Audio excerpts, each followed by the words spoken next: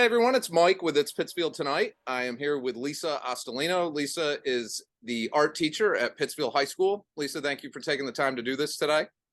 Thanks, Mike. It's good to be here here. Yes, yes, it's great to have you.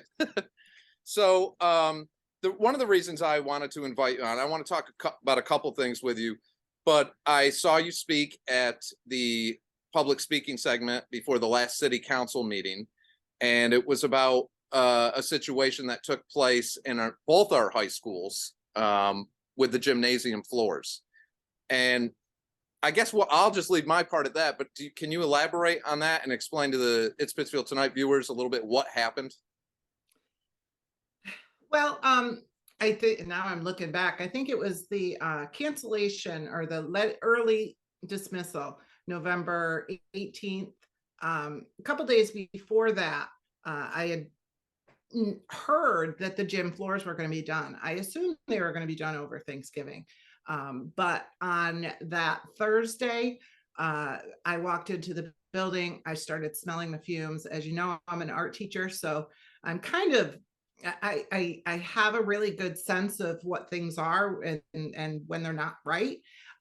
So I kind of started doing some investigation. I realized that the floors were being done. And by this time it was around lunchtime during my lunch duty. And I just spoke to a few of the people in the main office.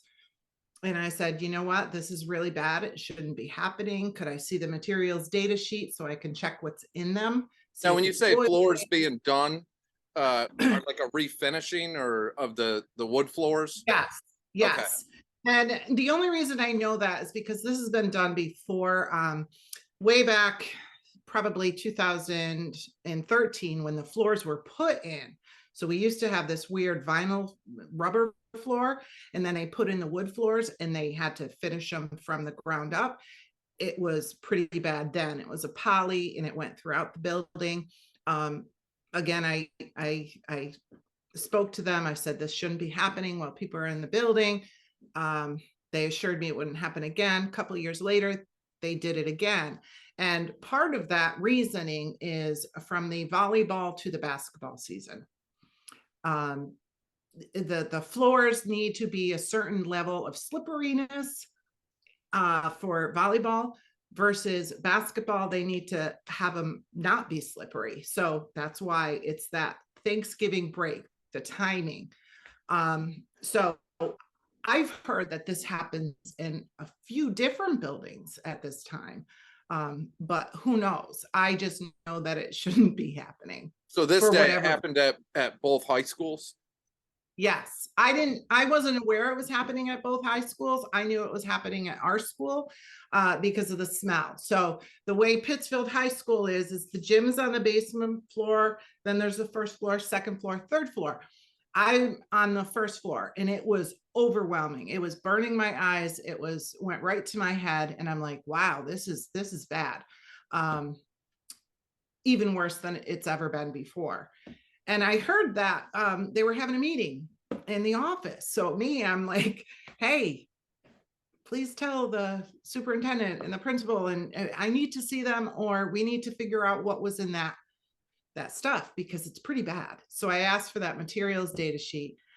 Nobody got back to me. By the time I got back to my room, I kind of closed my door, stuffed a blanket under it so it wouldn't get into my room, and kind of started my chain of emails to let people know this shouldn't be happening. It's really bad today. And really, and this is all while regular classes were in session? Yes. Wow. Yeah. Okay. So by maybe 2:00, I think we got our first email from our principal that just said, we're aware, the best, Mr. Curtis is working on it. The best we can do is just close your doors. And hopefully we'll get it aired out and this won't happen again. That evening, we got a few more emails kind of saying the contractors were in there that came in early, whatever. And this is when I started to go, nothing about this makes sense. They knew about this, so it wasn't a mistake, and it needs to be fixed. The next day, I woke up early and I just called a few of my friends. I knew the smell wasn't going to be gone. Because once you get that stuff on the floors, it just permeates. And really, according to OSHA, what you should be doing is closing the doors, keeping it in there and purifying the air, not letting it out into the building with fans and things like that. Now, at this So, point, were you hearing anything from any other teachers or students or anybody else? oh yeah. Oh yeah. A lot of the teachers, because they were like, is this normal? Is this, a lot of my new staff were kind of like, this is bothersome. The kids were coming in sick. I was in my room. The kids are still walking through the hallways. That's really where it was really overwhelming. I didn't even notice how bad it had gotten until I left school that day. And I literally was hit with, it just was burning my eyes. I got sick on the way home twice. And that's when I started calling the superintendent's office, which I normally would never do. I like to follow the chain of command, but I said, he needs to know that this is not okay. He wasn't in the office. And so I spoke to the secretaries. They spoke to some of the other admin that are in the offices. And they said, Mr. Curtis is aware and we are working on it. As you know, we went to school the next day. It was not good. And by 10 o'clock, I started sending emails out to the staff. More so not to get everybody worried, but more so to inform them that they have a right. They have a right to be healthy in a building. They can request a materials data sheet. I explained what that was. I offered up books and resources so that people could really educate themselves on what was going on in the building at that time. That's when I got the flood of emails and messages from so many staff, from the top down, science teachers, math teachers, everyone saying, we're sick. Like, what is in that stuff? And I was like, I don't know. We haven't gotten the materials data sheet yet. Wow. So we were finally dismissed and went home. But when you get that sort of fumes in your head and your chest, my chest was racing. I'm just now starting to feel slightly normal. And now, at that point on the next day, were you already aware then that it did take place at both high schools, or? That's when I was aware, when they said, oh, happened at Taconic too. And I said, oh, well, that's not, that's no mistake then. This is crazy, so. I would assume that would take some planning to organize that, right? Yeah, I kind of joked that, if I want to order a couple things of pencils, I need like 3 or 4 signatures just to get that. Right. Wow. So to have this sort of, and again, when I had called and I was trying to do my own asking, I said, was it custodians? Was it the city? Because what I don't think people realize is the city owns our school buildings, but the school department hires the custodians who clean it every day. But anything bigger than that, so construction, electrical, plumbing, anything like that is the responsibility of our city. So to me, the floors would be, a contractor or the city workers rather than our custodians. Although I have heard from our custodians that they will be put on floor duty without proper ventilation, training. Wow. And part of this is that if it doesn't get done by the city, we take it upon our own hands to do things. So how did how did all this end then? What was the outcome of what happened? So they dismissed school early for everybody? Dismissed school early. And then what? Just had to wait? They supposedly filtered out the air. Now on Monday morning, when I went in, I was really disappointed to see that what their idea of filtering out the air was, all the gym doors open with fans. All that was doing was dissipating the fumes into the rest of the building. Wow. Well, I hope that something like that, I hope this at least got the ball moving so this don't happen again. We've been assured it will. And part of it is turnover. Part of it is who does what. we don't know. It needs to come from the city. We need a plan of how to take care of our buildings, who's responsible for what, and what's going on when, because that really isn't clearly, it hasn't happened. This particular situation was really steered by a few people in the athletic department. And still I don't know if it was city contractors or if it was our custodians. Well, the buck has to stop with somebody.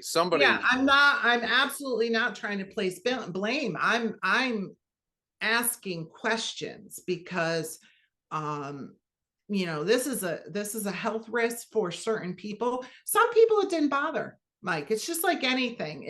You can have an allergy to peanuts. People can be sitting in a room and 100 people are fine, but 2 of them have an allergy and they go into anaphylactic shock.